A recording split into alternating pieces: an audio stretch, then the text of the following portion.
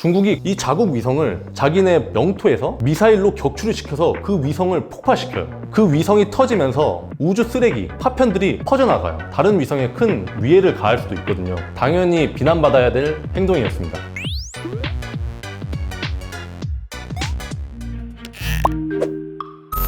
안녕하세요. 군생활은 총 4년 3개월 했고요. 항공우주작전본부에서 3년 3개월 복무하고 지금은 영고맨 채널, 이지일렉트릭 채널을 운영하고 있는 예비역 공군대위 박상신입니다. 반갑습니다.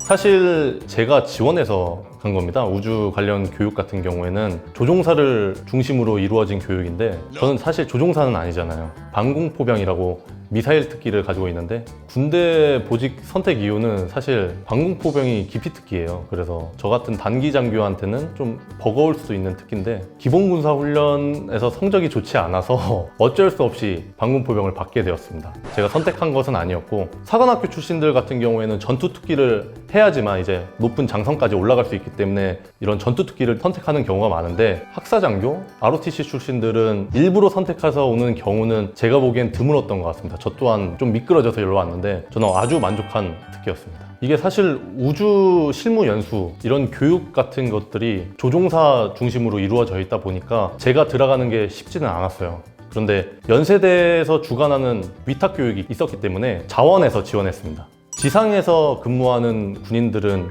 육군, 하늘 쪽을 담당하고 있는 군인들은 공군이라고 하잖아요. 우주군도 그러한 입장에서 보면 좋을 것 같아요. 우주에 관련된 업무를 하는 군인들이 우주군인데 다른 분들이 많이들 생각하시기에 군인이라고 하면은 전투기, 총, 미사일 이런 전투적인 장비를 다루는 것을 군인이라고 생각하기 마련인데 사실 군대의 특기에는 여러 가지가 있거든요. 우주군은 어떤 것을 주로 담당하느냐, 정보통신, 기상 이런 쪽을 담당합니다. 당장 내일 외계인들이 지구에 침투를 했습니다. 그런다고 해서 우주군이라고 해서 막 무기를 들고 싸우는 것이 아니라 우주군은 전략 전술 미사일에 대한 조기 경보, 위성, 항법, 통신 쪽을 담당하는 것이 우주군이지 실제로 전투를 하는 단계는 아닙니다. 그래서 요약하자면은 우주군은 실제로 전투를 하는 것이 아니라 공지 해상, 통합 운용을 위한 전술 개발, 기상, 통신을 담당한다고 보면 됩니다.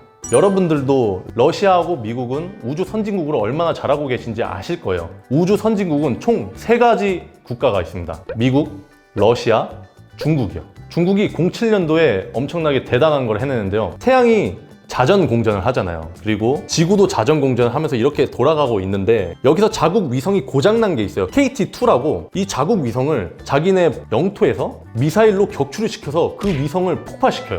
여러 가지 과학적인 계산에 의해 가지고 기술을 이용해서 폭발을 시킨 거죠. 중국이 이렇게 기술이 발전돼서 폭발을 시켰지만 그 위성이 터지면서 우주 쓰레기, 우주 잔해들이, 파편들이 퍼져나가요. 수백만 개가 퍼져나갔는데 우주에서는 1cm의 그런 우주 쓰레기들도 다른 위성에 큰 위해를 가할 수도 있거든요. 그것이 부딪히면서 위성이 고장날 수도 있는데 그거를 퍼뜨렸죠. 나쁜 짓이죠. 이거는 당연히 비난받아야 될 행동이었습니다. 그렇지만 중국은 그만큼 우주 선진국이라고 볼 수 있습니다.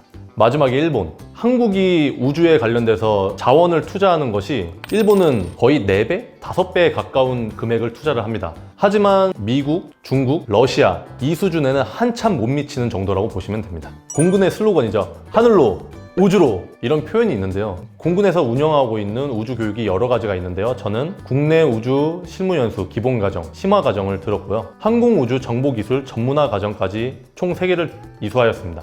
이 교육은 아무나 들을 수 있는 건 아니고요. 우주 전문 직위를 가진 분이나 우주 관련 교관들만 들을 수 있습니다. 그리고 계급순보다는 조종사인지 비조종사인지가 여부가 되게 중요합니다. 유인 우주선을 조종하려면은 1000시간의 제트기 비행 경력과 그리고 관련 학사학위가 필요하기 때문입니다. 그래서 조종사들이 우선적으로 교육을 이수할 수 있지 않는가 개인적으로 생각하고 있습니다. 우주 전문 인력에 대해서 말씀드리자면은 저희가 우주군은 없잖아요. 그렇지만 우주 전문 인력을 관리를 합니다.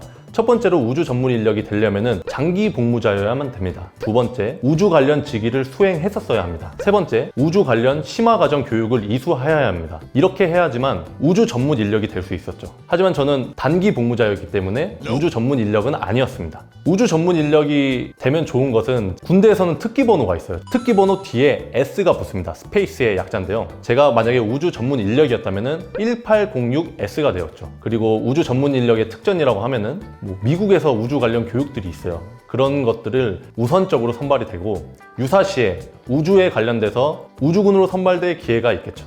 그리고 가장 기억에 남는 교육은 공군 우주력 발전 기본계획에서 우주정책과장님이 우주군 정말 필요하다 이렇게 피력해서 열심히 브리핑해 주던 모습이 생각이 나고요. 힘들었던 교육은 교수님께서 좀 어려운데 궤도 운동 방정식에 대해서 증명을 하시더라고요. 저희는 군인으로 왔는데 그런 것들이 좀 힘들었던 기억이 납니다. 공군의 입장에서는 사실 잘 모르겠고 저는 이렇게 큰 우주인데 외계인 정도는 있지 않을까 개인적으로 생각하고 있습니다. 만약에 내일 당장에 침공을 했다 그러면은 우주 바깥에서 오는 거기 때문에 사실 위성은 지구의 정보를 수집하는 거기 때문에 필요가 많이는 없을 거예요. 그렇기 때문에 지상에서 우주를 감시할 수 있는 체제가 있습니다. 레이저랑 레이더가 있는데요. 우주 물체, 외계인에 대해서 식별을 하고 저희 방공포병이죠. 저희 방공포, 미사일을 가지고 우주군하고 초기에 전투를 할 것 같습니다. 너무 진지하게 나왔나요? 사실 우주전쟁 같은 경우에는 91년 걸프전 때 우주전쟁을 했다고 보면 됩니다. 왜냐면은 우주에 관련된 장비를 이용해서 그런 전쟁을 수행했기 때문입니다. 우주에 관련된 장비는 뭐 통신이나 위성이나 기상 이런 것들을 이용해야지만 요즘 전쟁에서는 이길 수 있습니다. 그래서 저는 지금도 우주전을 이용하고 있다고 생각합니다. 뭐 많은 분들이 아시다시피 GPS도 군사적 이용 목적으로 만들어졌잖아요. 그런 것들이 다 우주전이지 않을까 저는 개인적으로 생각합니다. 위성으로 군사 정보를 수집하고 엄청 중요한 시점입니다. 정보를 알아야지만 지휘관들이 판단하고 결단을 내리고 전쟁을 할 수 있기 때문이죠.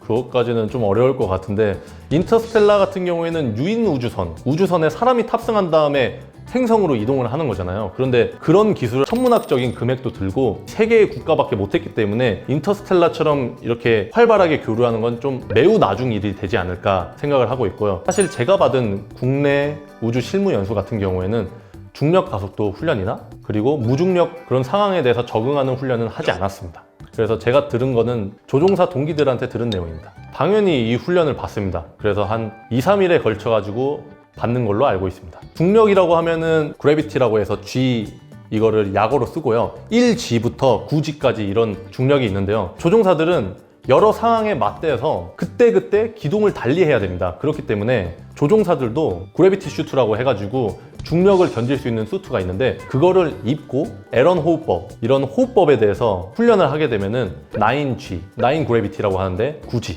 일반적으로 저희가 있는 환경이 1G고 그거의 9배죠. 9G까지 견딜 수 있습니다. 저희 동기 중에 이게 훈련을 처음 접하게 되면은 30% 정도는 기절을 하거나 잘 수행을 못 한대요. 그래서 동기가 기절을 했는데 그 기절하는 순간이 한 5초에서 10초 정도밖에 안 되는데 그 짧은 순간에 트와이스를 보고 왔다고 했던 기억이 납니다.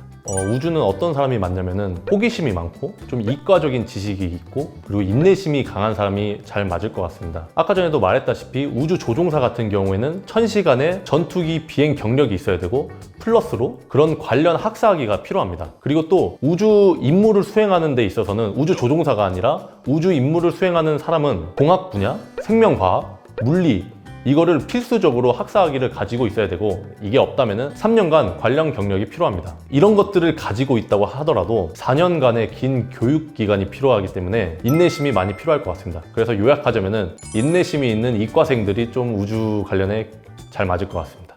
오늘은 이렇게 우주에 관련돼서 알아보았는데요. 좀 도움이 되셨다면 보다 채널과 연구맨 이지일렉트릭 채널도 구독해 주시면 감사하겠습니다. 필승!